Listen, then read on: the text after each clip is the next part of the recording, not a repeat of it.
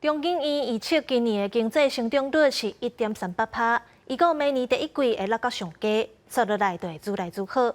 主要是明年的经济受到 AI 投资的影响，经济成长率可能会有关到3.03%。另外，以色列甲哈马斯等咧相战，虽然国际油价有起，不过对台湾的影响无大。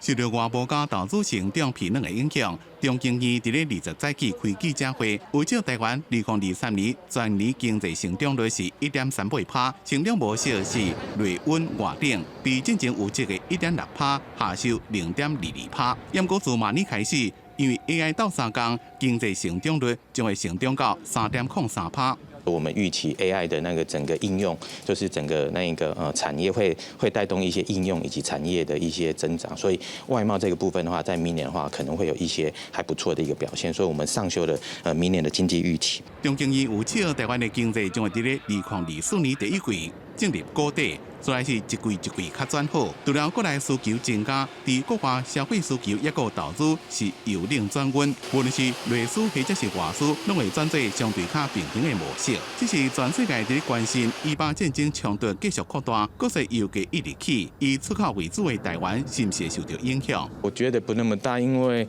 其实那个战争对台湾的影响，我们会关注的大概就是能源这一块啦。那我们对于他们的一些贸易上占比来讲，相对的没有想象当中